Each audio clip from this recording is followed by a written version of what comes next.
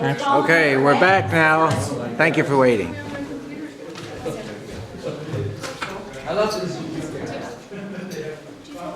I wish it was YouTube that was moving in. You've been patiently waiting. Good morning, everybody. Yes, just patiently waiting. Well, you're not gonna break any records tonight. All right. Okay, thank you for waiting. Appreciate the opportunity to, and your patience with allowing us to go to a closed session to discuss this delicate matter. Again, since it has ramifications that may involve litigation, really, we've got some good advice from our attorney, and so there's, as such, there's no reportable action associated with this item. So at this point in time, we can take any further public comments on this and move forward. I know that maybe that was a disappointing report. I apologize for I some. wouldn't tell you, you're just wasting your time sitting here. Yeah, I mean, you can tell them that we're going to be meeting with them. Oh, okay, sure. Just so you know, there is a meeting with Menlo Park on this matter on Tuesday, and the mayor will be hosting a team of 2 council members here, our public works director, and our attorney and our city manager, and they'll be meeting counterparts on their side, and it'll be over at the Menlo Park City Hall. You were saying the mayor of Menlo Park. The Mayor of Menlo Park is going to be hosting The meeting. The meeting. Right. Councilmember Dobby and I will be in attendance with, Is that's a public meeting? No. it's a, Not, no, it's a, not, no, I wouldn't think so. no.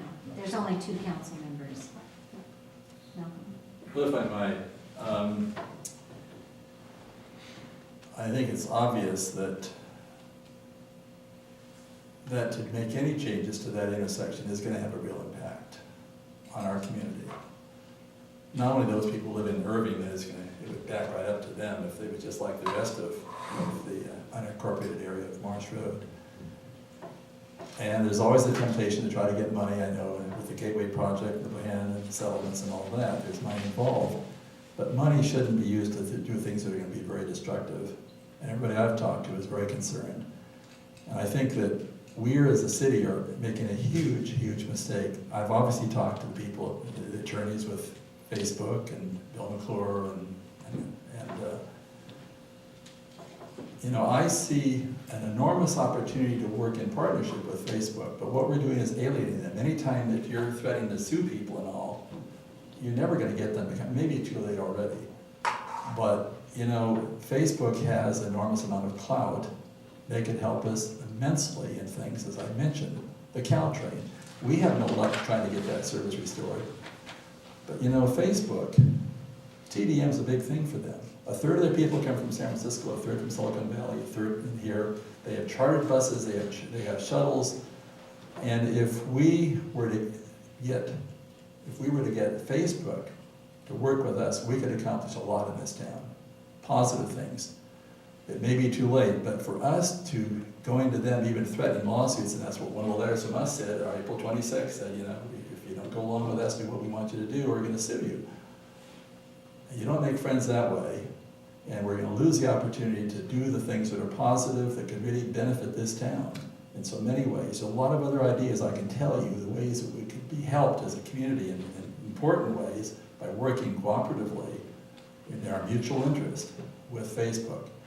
And we're losing that opportunity. I mean, we're threatening them, and they're not gonna be inclined to wanna work with us.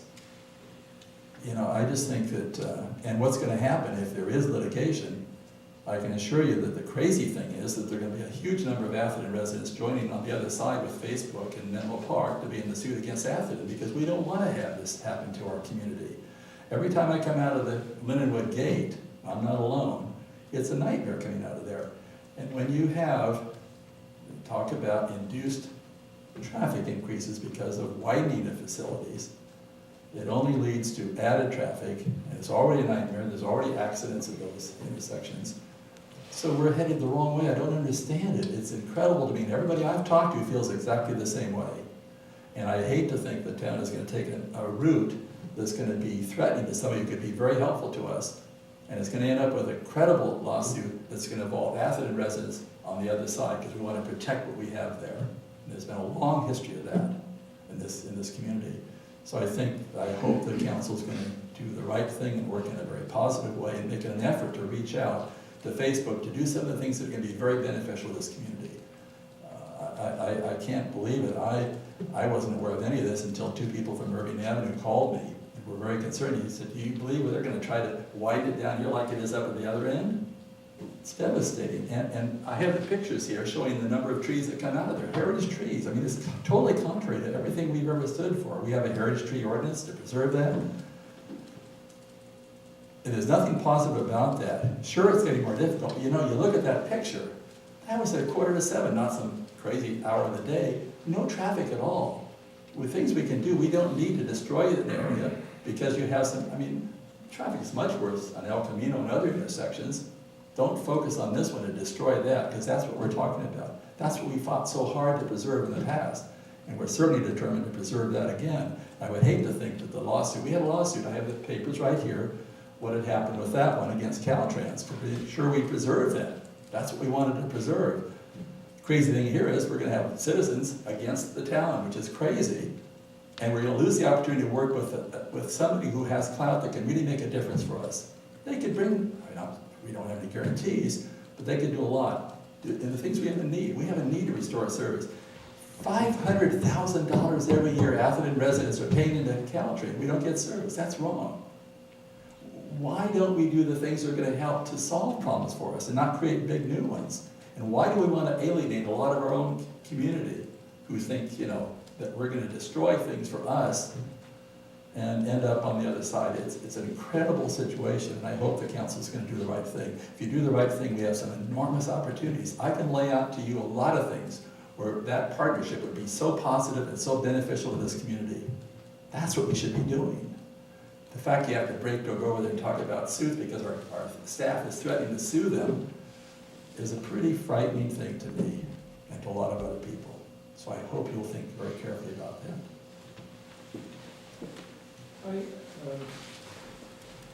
I assume that there, at some point, if they're in fact planning to go ahead with revisions to that intersection, that there would be public hearings and so forth on it.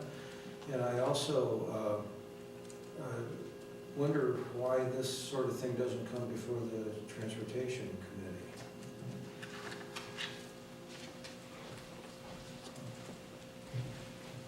Are there any other public comments? Okay, seeing none. That was the final public comments. Yeah. So, Well, I would like to just add one other comment, not related to that, but I've heard a lot of, this is the final public This is the comment. final, and this isn't about that issue.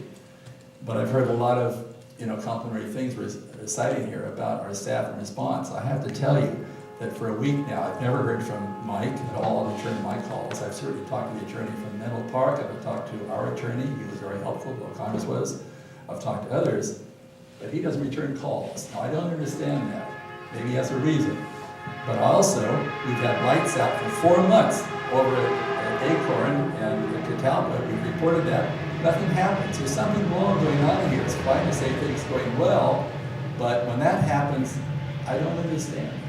Why does our staff refuse to even return calls on important issues like this? Important to all of us. I don't understand that.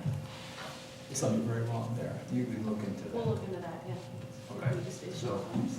thank you. All right, so we'll close the public comments, unless Barbara, you want to say something?